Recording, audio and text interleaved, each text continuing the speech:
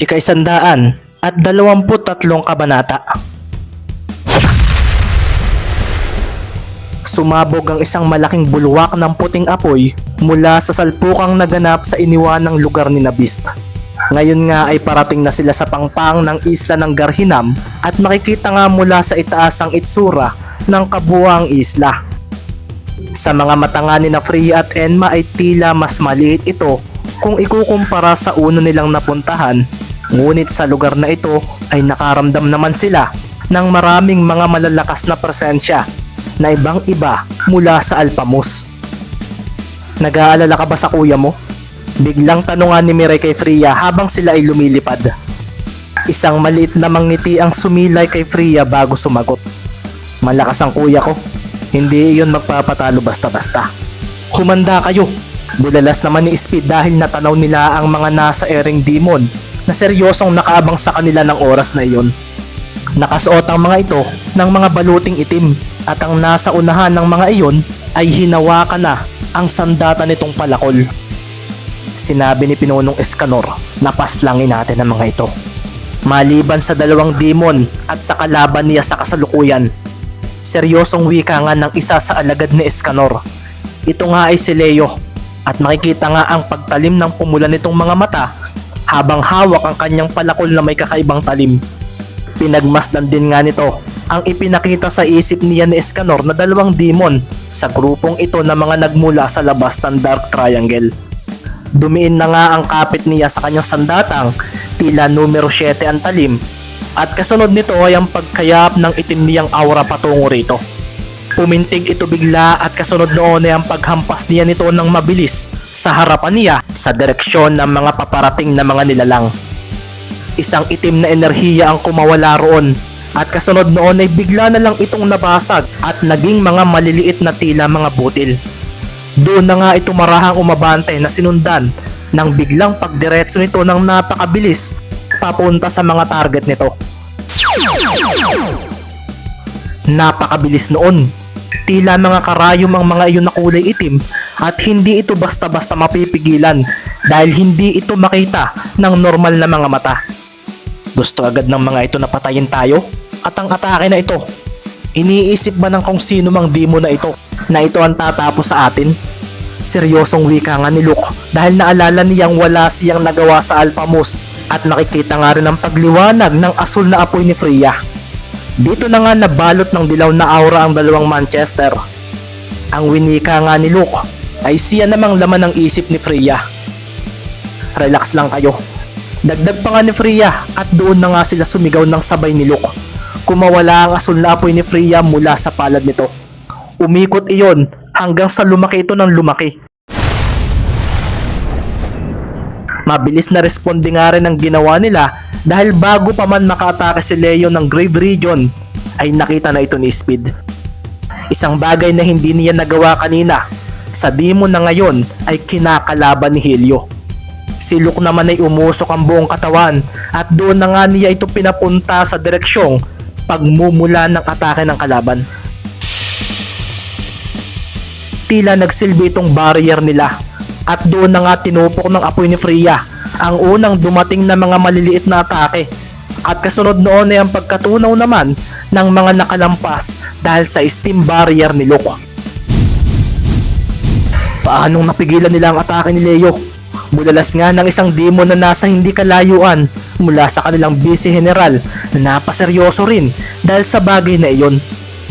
Nagkaroon ng usok sa pagitan nila at ng mga paparating na mga tagalabas at nang pinayid naman ito ng hangin ay doon naman biglang bumulusok ang napakaraming insekto na dumiretso kaagad papunta sa kanilang mga ulo.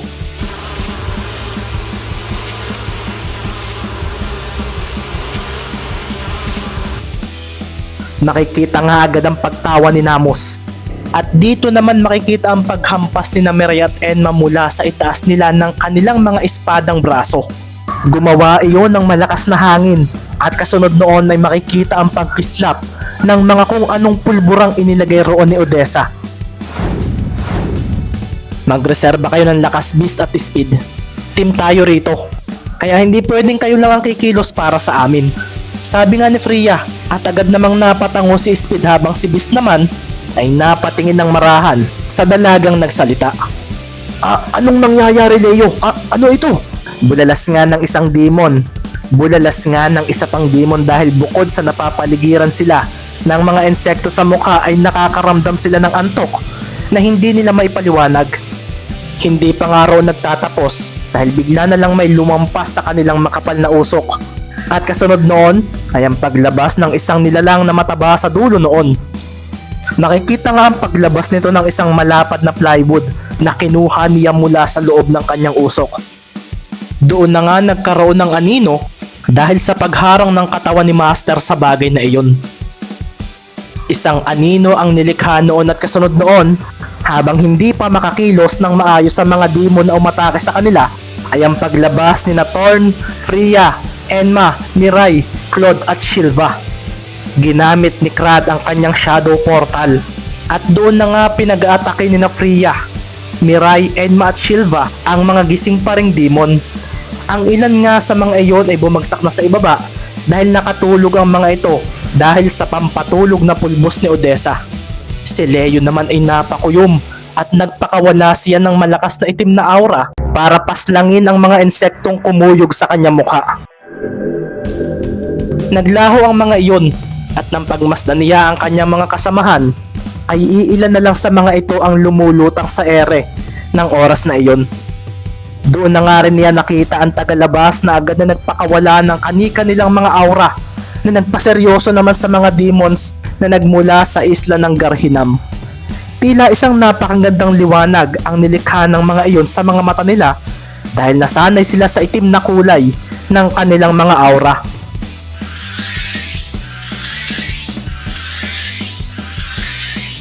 Malakas na demon nga si Leo kaso hindi siya bigla makagalaw na ikinaseryoso kaagad niya.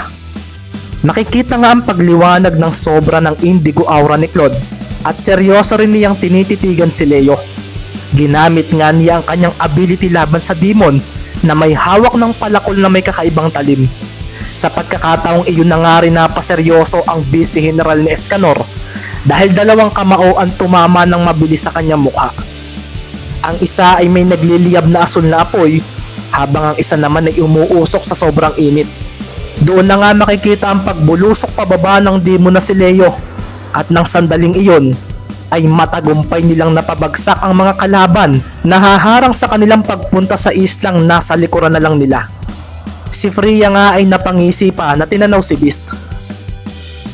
Kayang-kaya naming manalo basta magtutulungan kami. Bulalas ng dalaga at si Luke naman ay napailing dahil doon. Nagbago ka na nga talaga, Freya. Mukhang dahil yan sa pagka-type mo kay Beast. Tama ba ako? Biglang banggit nga ni Luke at doon na nga siya napaseryoso dahil isang kamaong may asul na apoy ang biglang dumating sa kanyang mukha matapos ang kanyang pagsasalita. Kumawala ang malakas na hangin at pagtapon ng apoy ni Freya na kinaseryoso ng mga kasamahan nila. Nakaiwas si Luke at gahibla na lang ng buhok at matatamaan na sana siya ng ginawa ni Freya. Papatayin mo ba ako, Freya? Bulalas niya at mabilis namang lumayo si Freya sa kanya at tumalikod. Mahina kang Manchester kung hindi ka nakaiwas sa ginawa ko. Nakaligtas ka sa pinto ni kamatayan. Mahangin na Manchester. Pasupladang wika nga ni Freya. Si Luke naman ay magsasalita pa sana kaso lumitaw sa tapat niya si Enma na umiiling. Type nga niya si Beast. Wika nito na may kaunting lungkot. Kasunod nga rin noon ay ang pagdating ni na Speed, Beast, Namos at Odessa sa kanila. Ang galing ninyo.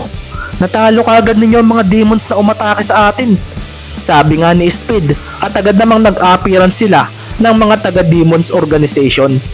Si Beast naman ay napasulyap sa lugar kung saan ay patuloy pa rin naglalaban sina Helio at ang demon na si Escanor. Lumakas nga ang kapatid ni Freya. Nagawa niyang makipagsabayan sa demon na nasa full form nito. Nasabi nga agad ni Speed kay Beast na agad namang tumingin sa isang direksyon. Kanina nga ay may mga demons din doon na pupunta sana sa kanila kaso biglang nagliparan ng mga iyon sa kung saan nag-alisa na ang mga iyon. Ngayon, ang mga demons namang nararamdaman ng binata ay ang nasa isla. Nanood lang ang mga ito sa nangyari at hindi tinulungan ang kanilang mga kalahing na kalaban. Agad nga silang lumapag at doon na nga sila napahanda dahil ang mga demons ng isla ng Garhinam ay seryosong nakatayo sa hindi kalayuan. Nakatingin ang bawat isa sa kanila at si Speed naman ay kalmadong pinakiramdaman ng mga ito kung may ataking gagawin ba raw ang mga ito sa kanila. Ama, paano nagawa ng mga iyan ang bagay na iyon? Paano rin nasasabayan ng isa sa kanila si Escanor? Seryosong tanong kaagad ng babaeng may kulay abong buhok sa matandang demon na nasa tabi niya. Makikita nga na kulay puti na ang buhok nito at ang sungay sa noo nito ay makikitang kulay itim. Matipuno ang pangangatawan nito kahit matanda na ito at makikita ngang nakasuot ito ng baluti na parang sa general. Ang kaibahan nga lang ay hindi ito kulay itim bagkus ay kulay silver ito at may itim lang sa bawat tabi nito. May tattoo rin ito sa kanang braso at makikitang tila ahas iyon na pumulupot doon. Pambihira, paanong napabagsak ng mga iyon si Leo? Bulalas naman sa isip ni Escanor na winasak ng kanyang kamao ang mga apoy na bumulusok papunta sa kanya. Isa rin sa iniisip niya ay kung paano raw siya nasasabayan ng kalaban niyang ito. Leo, sumagot ka. Ano na nangyari sa iyo? Ganoon ka na lang kadaling napabagsak? Hindi mo yata ginamit ang demon item mo. Ibig sabihin ba niyan, isa kang mahinang busy general ko? Malakas na sigaw ni Escanor sa kanyang isip gamit ang kanyang telepathy. Ano, hindi ka pa aatake? Iyan na ba ang buong lakas ng isang demon? Ibig sabihin mahina ka. Sigaw naman ni Helio at doon na nga siya lumitaw sa harapan ni Escanor. Nakikita ngang mahaba ang buhok nito na hanggang likod. Ang braso nito ay nababalot ng itim na aura at ganoon din ang mga binti at paa nito. Ang mukha naman nito ay makikitang may 6 na mga mata, 3 sa kaliwa at 3 sa kanan. Kulay pula ang 6 na iyon at seryoso niyang sinalo ang kamao ng kanyang kalaban. Sumabog ang malakas na apoy na puti sa ere. Doon na nga rin biglang napangiti si Helio dahil hindi niya napaatras o napatalsik ang demon na kanyang kalaban.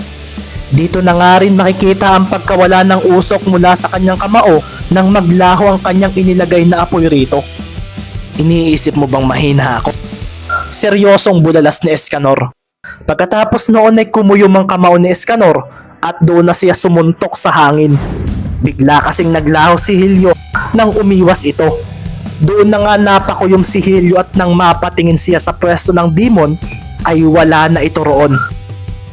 Pinag-aaralan ko lang ang ginagawa mong atake. Wala ka pa sa kalingkingan ko. Sigaw nga ni Escanor at doon na siya sumipa mula sa itaas ni Helio. Kumawala muli ang malakas na hangin at doon na nga makikita ang paglitaw ni Helio sa malayo. Masyado kang mabagal. Sigaw pa nga ni Helio at doon na nga napangiti si Escanor at bumuntong hininga. Pinagmasdan ni Escanor ang apoy na dragon na lumilipad sa ere. At pagkatapos noon ay narinig niya ang boses ni Leo sa kanyang isip. Paumanhin pinuno. Masyado kong minaliit ang mga dayo. Susunod ako. Tapos na akong makipaglaro sa kalaban ko. Sabi naman ni Escanor sa kanyang isip. At sa muli niyang pagtingin kay Helio ay doon na nga siya napangiti. Bumubulusok na ang katawan noon pa ibaba. Makikita nga ang dugong lumabas mula sa ulo nito at sa bibig nito. Hindi ako basta umaatake sa hangin, bata. Sabi nga ni Escanor at sa pagtaas ng kanyang isang kamay ay doon na nga siya sumigaw at binasag ang apoy na dragon na nasa itaas. Iyon ba ang abilidad niya? Hindi ko talaga naiiwasan ang kanyang atake dahil tatama ito bigla sa akin sa tamang oras na nakaset dito. Tanungan ni Helio sa kanyang sarili. Hindi nga niya mapasunod ang kanyang katawan na gumalaw. May tumamang malakas na suntok sa kanyang mukha at kasunod naman noon ay ang pagtama ng isang napakalakas na sipa sa ibabaw ng kanyang mukha. Paano raw niya iiwasan ang bagay na iyon na hindi naman daw niya makikita? Speed! Sigaw naman ni Beast dahil mula sa tabi nito ay makikita na lang ang pagdating ng talim ng isang palakol sa mukha nito. Ipagpaumanhin ninyo kung minaliit ko kayo. Sa pagkakataong ito ay hindi na. Sabi nga ni Leo at ang kalmado nitong mukha ay dahan-dahang nagdilim. Ngumiti ang labi nito at doon na nga ito naglaho sa tapat ni Speed. At si Beast ay napaseryoso dahil hindi niya maramdaman kung saan lilitaw ang kalabang iyon.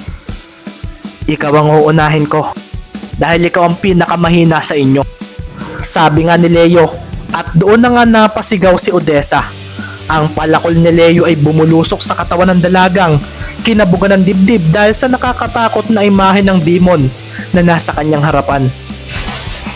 Pagkatapos noon ay bigla na lang bumulwak ang dugo mula sa hiwang ginawa ng demon item na gamit ng Vice General ni Escanor, na papunta na rin dito nang hindi nararamdaman ni na Speed at Beast.